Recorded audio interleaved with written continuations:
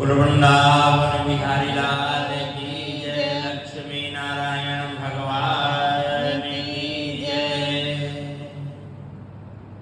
धर्मराज युधिष्ठिर बोले कि हे भगवान, वैशाख मास की शुक्ल पक्ष की एकादशी का क्या नाम है तथा इसमें किस देवता का पूजन किया जाता है, इसका व्रत कैसे होता है, ये सारा मुझे आप विस्तार पूर्वक विधि पूर्वक सुनाइए।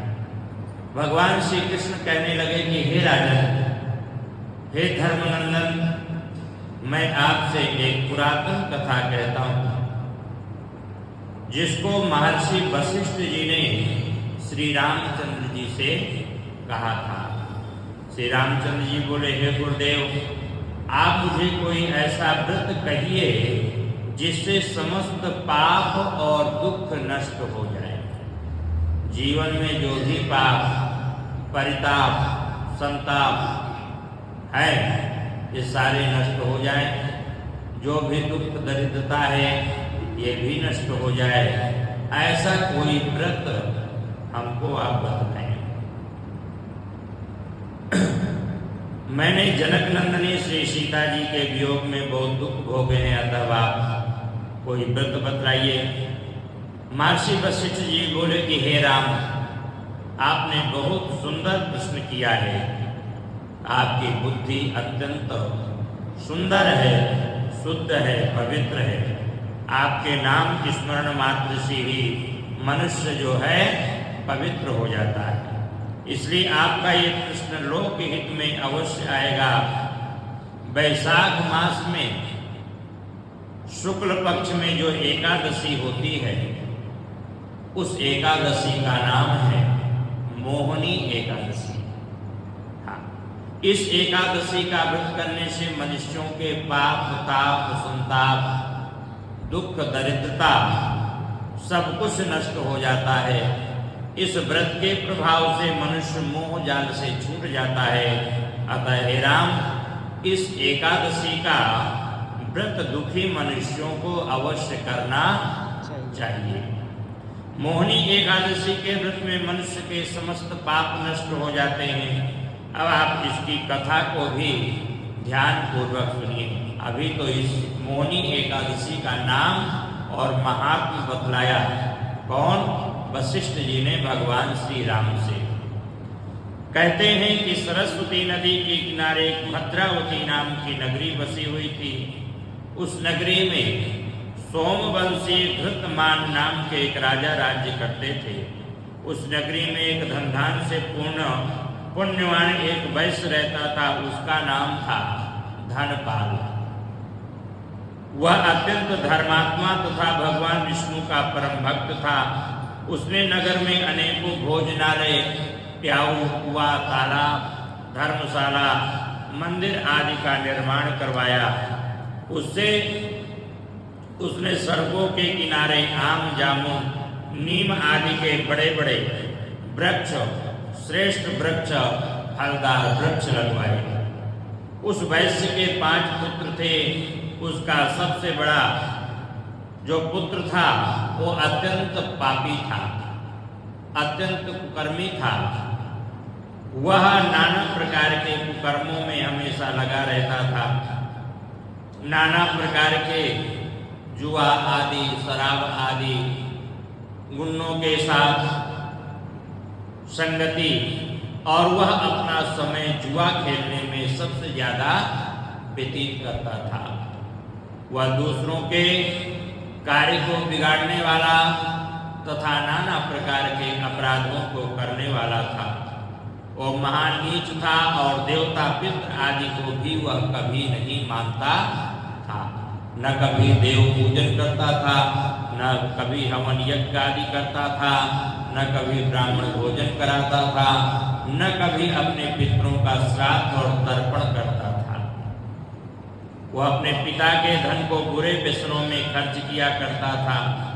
वह मद्यपान तथा मांस का भक्षण किया करता था।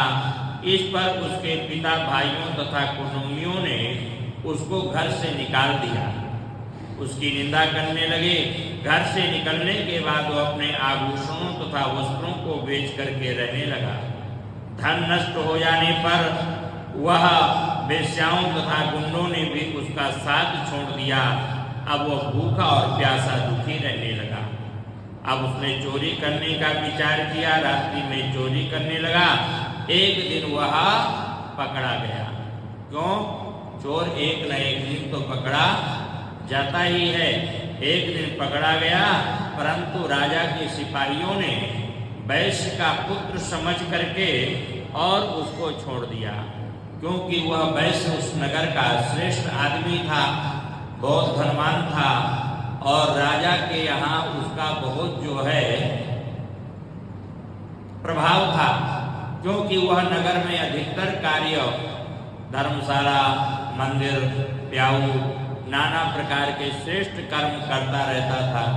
तो सिपाहियों ने सोचा कि भाई ये राजा धनपाल का पुत्र है, तो इसको जो है छोड़ दिया जाए। लेकिन दूसरी बार फिर उसने चोरी किया, दूसरी बार पकड़ा गया, तब राजा ने उसको कारागार में डाल दिया। कारागार में राजा ने उसको बहुत दुख दिए, उसको नगर छोड़ने को कहा। अंत में वह दुखी होकर के और नगरी को छोड़ गया और जंगल में पशु पक्षियों को मार मार करके वह अपना पेट पालने लगा, खाने लगा। फिर बहेलिया बन गया, धनुष बाण से पशुओं को और पक्षियों को मारता था। एक दिन वह पापी भूख और प्यास से व्याकुल होने के कारण पानी की खोज में इधर उधर निकल पड़ा और जब इधर उधर वह निकला तो एक कौटिल्य मुनि के आश्रम में जा पहुंचा। इस समय बैसाख का महीना था। कौटिल्य ऋषि गंगा स्नान करने के लिए आए थे। उनके वस्त्र भीगे हुए थे और उसके छींटे मात्र से वह पापी को कुछ सुबुद्धि प्राप्त हुई। जैसे कौटिल्य ऋषि के आश्रम में पहुंचे तो वह गंगा स्नान करके आए और जैसे वह वहीं पर बैठा हुआ था, उनके वस्त्र गीले थे ऋषि के और कुछ बूंदे, कुछ छींटे गंगा जल की जो है उस पापी के ऊपर पड़ गई। जैसे उसके ऊपर वह बूंदें पड़ी तो वह पवित्र हो गया, उसकी बुद्धि श्रेष्ठ हो गई, क्योंकि गंगा का एक बहुत बड़ा महत्व है। गंगा गंगे तियो ब्रूयात योजनानाम सतैरपि, कहते हैं कि 100 योजन से भी यदि हम गंगा गंगा कहते हैं तो मुच्यते सर्व पापेभ्यो विष्णु लोक मवाप्नुयात्, वह प्राणी समस्त पापों से मुक्त हो जाता है और अंत में वैकुंठ लोक को प्राप्त होता है। तो गंगा जी का महाराज इतना बड़ा महत्व है। गंगा जल की बूंदों से वह पापी जो है उसकी पाप बुद्धि नष्ट हुई और वह पापी मुनि के पास जाकर हाथ जोड़ करके कहने लगा, हे मुनि, आपने जीवन में, मैंने अपने जीवन में पाप किया है, कुछ भी मैंने पुण्य नहीं किया, कुछ भी मैंने धर्म नहीं किया। आप उन पापों से छूटने का कोई साधारण और बिना धन का उपाय बतलाइए। तब ऋषि बोले कि तू ध्यान देकर सुन। वैशाख मास के शुक्ल पक्ष की एकादशी का व्रत कर। उस एकादशी का नाम है मोहिनी एकादशी। इसका व्रत करेगा तो समस्त पापों से जो है तू मुक्त हो जाएगा, तेरे जन्म जन्मांतर के पाप नष्ट हो जाएंगे। इसलिए वैशाख शुक्ल पक्ष की एकादशी का तू व्रत कर। मुनि के वचनों को सुनकर के वह बहुत प्रसन्न हुआ और उसने मुनि की बतलाई हुई विधि के अनुसार वैशाख शुक्ल पक्ष की मोहिनी एकादशी का उसने व्रत किया। हे राम, उस व्रत के प्रभाव से उसके समस्त पाप जो है नष्ट हो गए और अंत में वह गरुड़ पर चढ़ करके और विष्णु लोक को गया। इस व्रत से मोह आदि भी नष्ट हो जाते हैं। संसार में इस व्रत से अन्य कोई श्रेष्ठ व्रत नहीं है। इसके महात्मा के श्रवण व पठन से जो पुण्य होता है वह पुण्य 1000 गोदान के पुण्य के बराबर है। तो इस प्रकार से समस्त जीवों को, समस्त मानव प्रजाति को एकादशी का व्रत करना चाहिए। और यह वैशाख शुक्ल पक्ष की जो एकादशी है, इसका नाम मोहिनी एकादशी है, इसका व्रत अवश्य करना चाहिए। बोलो एकादशी महात्मा की, श्रीमन्नारायण